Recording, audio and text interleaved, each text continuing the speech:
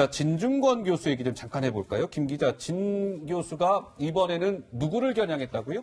정경심 교수를 직접 겨냥했습니다. 왜 올해 1월 1일에 정경심 교수의 옥중 편지가 하나 공개된 바가 있어요. 뭐예요? 지지자들에게 답장을 보낸 게 이제 일부 지지자들이 SNS에 올리면서 이제 퍼지게 된 그런 내용인데 일부 내용에는 뭐 제가 이곳에 있게 된 유일한 이유는 사법개혁이다라는 취지로 뭐 얘기해서 논란이 되기도 했습니다. 그런데 진 교수가요, 이 편지 내용을 SNS에 어제 올리면서 세상에 이런 편지도 썼었나요? 이렇게 뻔뻔하게 나오시면 이분이 어떤 분인지 안 쓸 수가 없다. 일단 설은 지나고 보자라고 하면서 설 이후에 정경심 교수에 대해서 뭔가 폭로하는 것 아니냐 이런 좀 궁금증을 자아낸 SNS를 올렸습니다. 야, 그래요?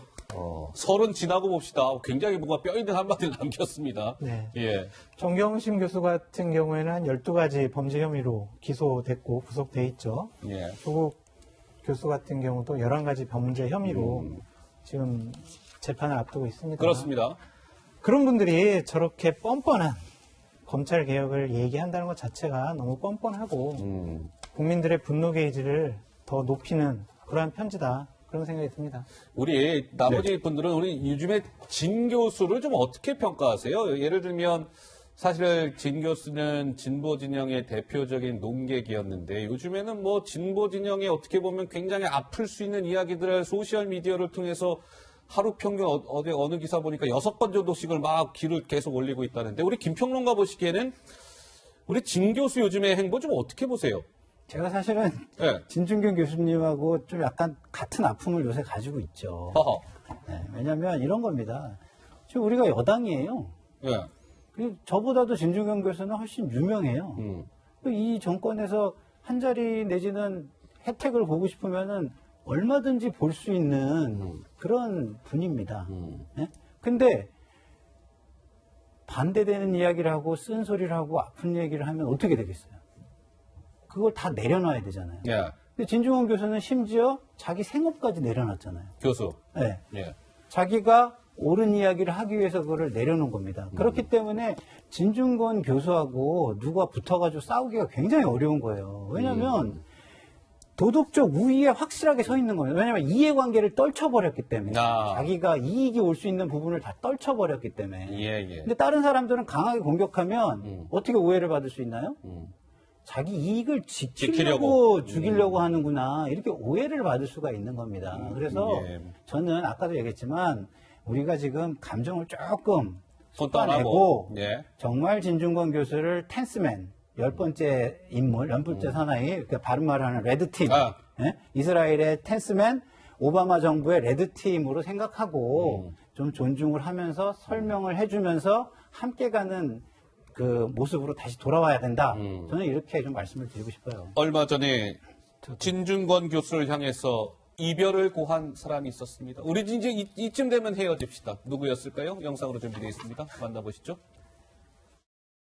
이별에도 기술이 필요해요. 이별에도요. 작별을 제대로 못해서 생기는 비극이 되게 많거든요. 그래서 진 교수 이 문제에 관한 입장은 제가 이미 파악을 하고 있었기 때문에 자, 입장이 완전히 다르다. 한 시기에 같이 길을 걷다가 다음 갈림길에서 서로 갈랐을 때 그때 어떻게 작별하는 것이 좋을까? 그래서 최대한 존중하면서 작별하는 것이 좋지 않나? 그래서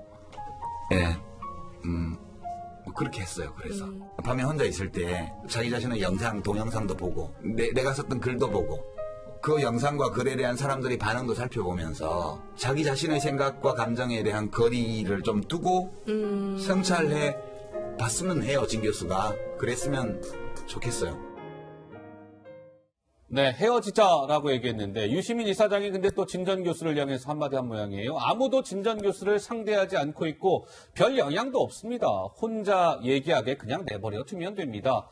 진중권 교수도 가만히 있지 않았죠. 거짓말을 가지고도 참 사람을 설득해내는 능력을 가지고 있어요. 유시민 이사장은. 그것도 재능입니다. 타고났습니다. 나를 상대 안 하는 것이 아니라 그냥 상대 못하는 것이라고 솔직히 말하시오라고 얘기했는데 이종근 평론가 뭐 하실 말씀 있으시다고요? 네. 지금 진중권 교수와 또 유시민 이사장의 이런 논쟁들이 가속화될수록 사실 우파에 점점 불리해지는 상황이 될 겁니다. 예. 왜 그러냐면 자, 지난번 세종시와 관련해서 이명박 대통령이 세종시를 원점으로 돌리려고 했을 때 박근혜 의원이 반대를 했어요. 근데 이 이슈가 어떻게 됐죠? 박근혜 의원과 이명박 대통령의 부딪힘이 됐어요. 아하. 그래서 이 세종시 이슈가 쭉 지속이 되면서 민주당은 완전히 이 이슈에서 소외돼 버렸어요. 자, 다시 이쪽으로 돌아오면 조국과 관련된 이슈가 사실 이쪽 좌파와 우파의 어떤 대결 양상, 논리의 대결 양상이 됐다가 지난번에 모 방송국의 100분 토론에서 어떻게 됐죠? 이 진보 인사 4명만 출연시켜서 1대3의 진중권 교수와 나머지 3사람의 토론이 돼버렸습니다. 즉 이쪽 보수 쪽 인사는 제외됐어요. 아, 예, 그러니까 이 이슈가 지속될수록 사실 이렇게 부딪힐수록 중도는 이쪽 우파 쪽을 찍지 않고 또 다른 진보 또는 진중권 교수가 주장하거나 혹은 또 다른 진보 또는 중도를 뽑지. 그러니까 진중권 교수가 시장 하나를 지금 우파 쪽으로 갈 표를 이쪽 중도 쪽으로 가는 그런 형국을 만들고 있지 않느냐. 그러니까 이걸 박수를 칠 게 아니라 우파에서는 이 이슈를 끌고 갈 논객이 필요하다는 거예요. 진중권이 아닌 보수의 뭔가 사람이 필요하다? 네. 예. 알겠습니다. 자. 진중권 교수에 이어서 저희가 준비한 다음 주제로 한번 넘어가 보겠습니다. 이번 주제 역시 화면으로 준비되어 있습니다. 만나보시죠.